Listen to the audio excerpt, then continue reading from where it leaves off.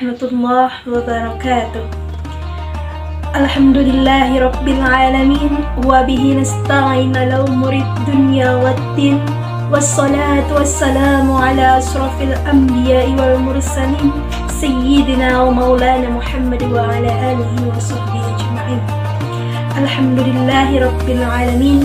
Pertama-tama marilah kita panjatkan puja dan puji syukur kita kehadirat Allah Subhanahu wa ta'ala, karenanya lah kita dapat bertemu dan bisa bertatap muka dekat ini.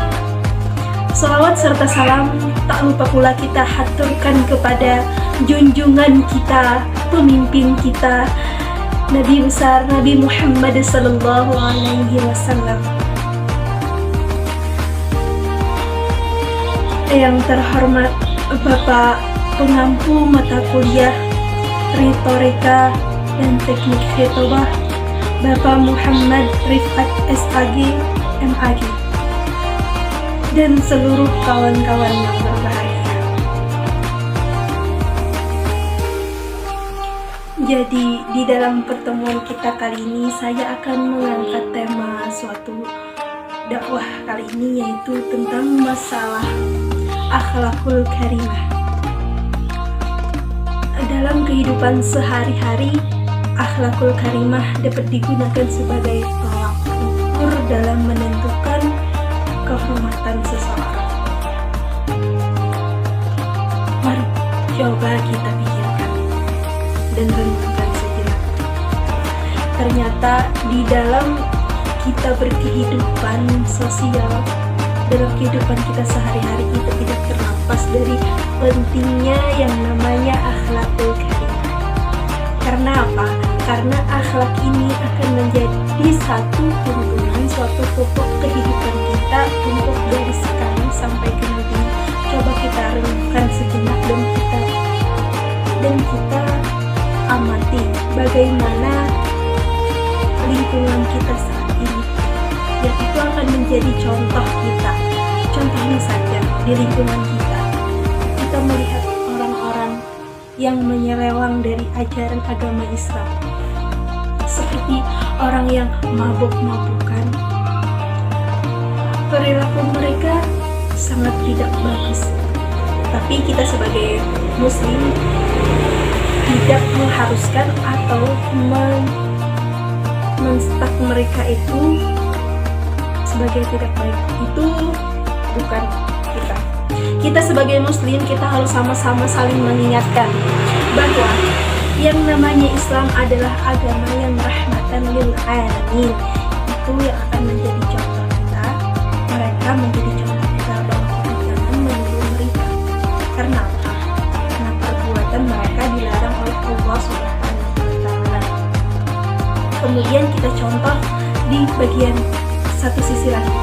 Jadi kan ini ada dua sisi, orang baik dan orang yang Allah alam mereka dari jauh bagian dari Islam, tapi tidak bertemu sini. Nah, dari kedua contoh itu kita ambil yang mana yang membawa pengaruh kepada kita, seperti Islam. Hadirin wal hadirat rahimakumullah. Ternyata tidak hanya di dunia saja ada hukuman bagi orang yang melanggar norma atau perbuatan, namun di akhirat pun akan mendapat balasan. Nabi Shallallahu Alaihi Wasallam bersabda, tidak ada yang lebih berat timbangan amal ibadahnya daripada selain dari budi pekerti yang terpuji. Lebih-lebih kita harus berakhlak terpuji kepada orang tua kita. Kenapa? Orang tua kita adalah surganya bagi kita. Jadi jangan sekali-kali kita berani meninggikan suara kita daripada mereka. Kita diciptakan di dunia ini bukan untuk menentang mereka. Kita diciptakan di dunia ini tidak untuk melanggar apa yang mereka tidak berikan kepada kita. Kita diciptakan di dunia ini untuk mencari jalan, menjadi hamba yang sebenar-benarnya hamba, mencari tuntunan. Orang tua kita adalah orang yang sangat berarti dalam kehidupan kita, dan setiap perkataannya adalah doa. Jadi kita sebagai anak jangan sampai mengolah atau membuat mereka kecewa, karena surga dan neraka kita ada di mereka. Bahagiakanlah mereka selagi kita bisa. Jangan buat mereka kecewa, jangan buat mereka sedih. Buatlah mereka bahagia. Kita bisa ada, dan berterima kasihlah kepadanya. Jika kita lihat pada era modern ini, hal yang paling mendasar yaitu pendidikan. Pendidikan moral amat dibutuhkan di kalangan pelajar sebagai generasi penerus bangsa. Etika dan moral selayaknya diterapkan sejak dini untuk membangun generasi dan sumber daya manusia yang berakhlak mulia. Beberapa contoh yang tidak asing bagi kita, tidak sedikit para intelektual yang pintar namun tak dibarengi dengan moral dan akhlak yang baik. Mereka pintar, mereka menggunakan kepintarannya tetapi akhlaknya tidak.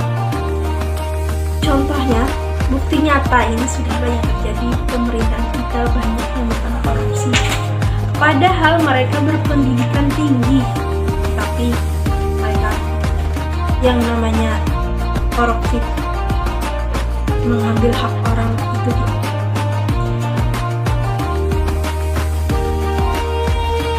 Dan tidak asing lagi dan tidak menjadi rahasia umum di kalangan masyarakat.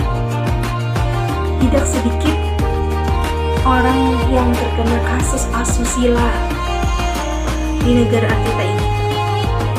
Dalam hal ini, guru merupakan sosok yang diharapkan mampu memberi pengajaran akhlak dan moral kepada murid yang penuh dengan kesabaran. Jadi sangat penting di dalam kita untuk perbaikan akhlakul karimah kita sebagai generasi muda, generasi penerus bangsa, generasi Islam, itu ada di pendidikan kita.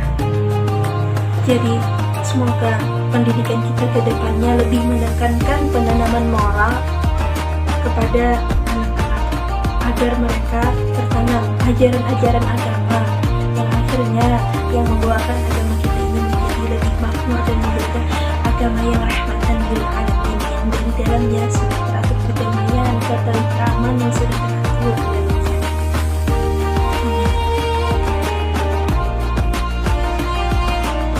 akhlak mulia merupakan sebuah kunci untuk terwujudnya dalam kehidupan yang tentram dan damai. Dan Allah Subhanahu wa Ta'ala bersabda dalam Quran surah Ali Imran ayat yang ke-164, Bismillahirrahmanirrahim. Laqad manallahu 'alal mu'minina id ba'atsa fihim rasulan min anfusihim yatlu 'alaihim ayah wa yuzakkihim wa yu'allimuhumul kitaba wal hikmata wa inna kanu min qablu lafi dhalalin mubin. Yang artinya, sungguh Allah telah memberi karunia kepada orang-orang yang beriman ketika Allah mengutus di antara mereka seorang rasul dari golongan mereka sendiri yang membacakan kepada mereka ayat-ayat Allah, membersihkan jiwa mereka, mengajarkan kepada mereka Alkitab dan Al-Hikmah. Dan sesungguhnya sebelum kedatangan Nabi itu mereka adalah benar-benar dalam kesabaran. Hadirin wal hadirat rahimakumullah. Akhlak mulia merupakan sebuah kunci terwujudnya kehidupan yang tentram dan damai. Dalam sejarah kehidupan telah dibuktikan seorang pemimpin yang memiliki akhlakul karimah dapat mewujudkan masyarakat yang damai dan sejahtera. Seorang pemimpin yang akhlaknya jauh dari ajaran Islam, yang akhlaknya tidak mengikuti atau belajar akhlaknya itu sangat jauh dengan Islam, dapat dipastikan bahwa dalam kepemimpinannya ia akan menerapkan cara-cara yang dapat dipastikan bahwa akan menimbulkan keributan serta kegaduhan di tengah-tengah masyarakat. Hal ini tentunya dapat digunakan sebagai pelajaran bahwa pentingnya akhlakul karimah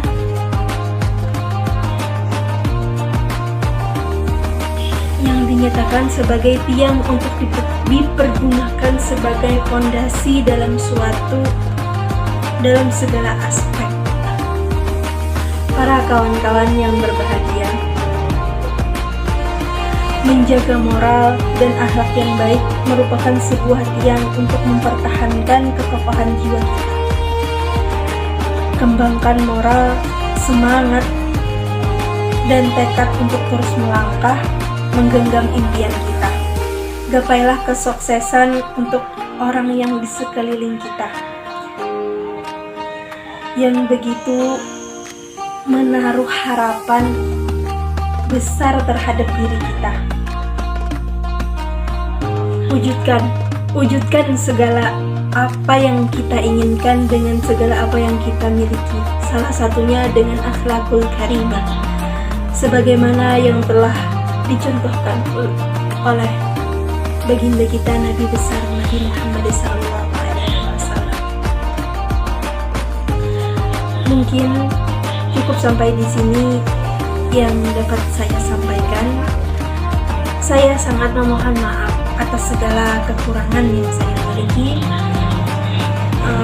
Salah khilaf mohon maaf. Wabillahi taufiq wal hidayah wa ridha wal inayah. Wassalamualaikum warahmatullahi wabarakatuh.